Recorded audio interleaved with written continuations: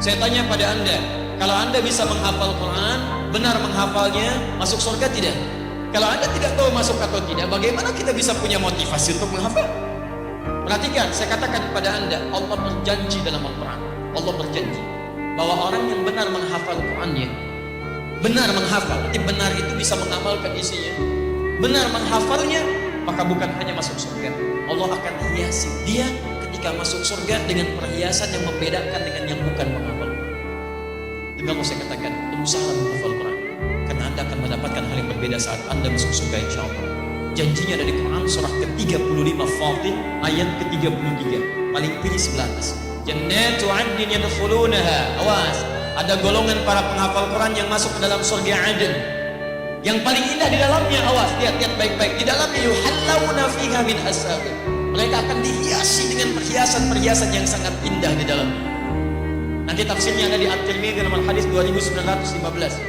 Ketika seorang penghafal akan diminta naik ke surga, Masya Allah, maka nanti ada firman yang mengatakan, waqar.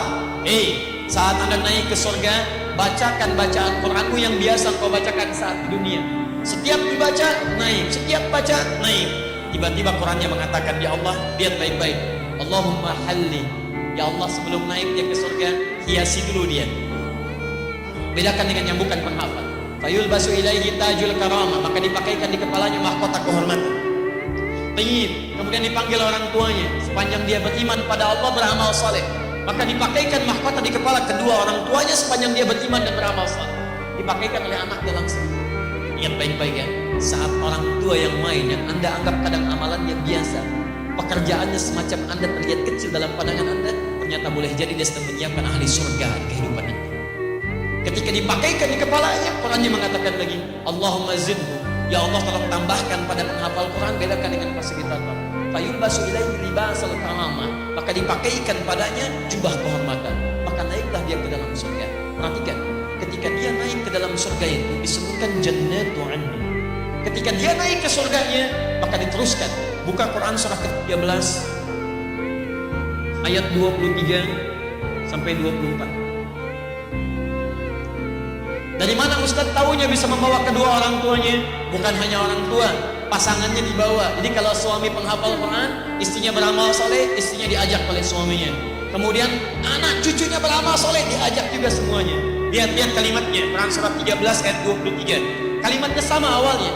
Jannatu 'adnin yadkhulunaha wa man salaha min abaihim wa azwajihim wa dzurriyyatihim. Ada ayat ini? Masya Allah. Jadi kesimpulannya, menghafal Quran masuk surga tidak?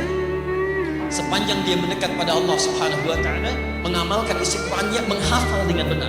Bukan hanya masuk, dia dapat perhiasan dan dikunjungi oleh malaikat di setiap pintu surga. Sampaikan ayat ke-24-nya.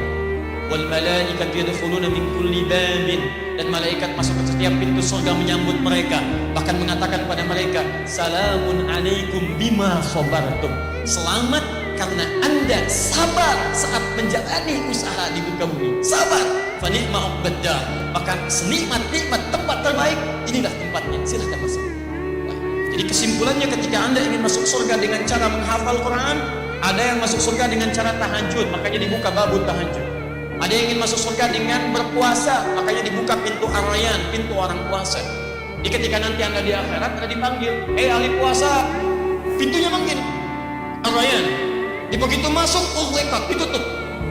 Ughliqa itu bukan ghallaqa, jadi ada aghlaqa, ada ghallaqa, beda. Kalau ghallaqa, nutupnya pelan-pelan, sehingga masih bisa ngintip. Perhatikan baik-baik. Ughliqat, ditutup. Kalau aghlaqa pakai hamzah itu seketika tutup. Begitu ahli puasa masuk ke pintu surga, masuk semuanya, tutup seketika, tutupnya kencang. Jadi tidak ada kesempatan orang untuk mengintip. Ada apa sih? Babu tahajud, ahli tahajud masuk, ahli tahajud. Ahli Quran punya pintu sendiri. Ayo siapkan, Anda harus punya cita-cita. Saya mau masuk surga dari pintu ini, dakwahkan amalannya di dunia. Anda harus punya cita-cita, teman-teman. Yang paling hebat adalah orang yang diperebutkan oleh semua pintu ini. Semua pintu mengatakan, dan Abu Bakar As-Siddiq radhiyallahu taala anhu berusaha bermohon kepada Allah dengan kalimat-kalimat Nabi, meminta isyarat. Ya Rasulullah, adakah yang bisa masuk dari semua pintu itu? Kata Nabi, saya bermohon kepada Allah supaya engkau menjadi bagian. Dan berita baiknya, ahli Quran itu salah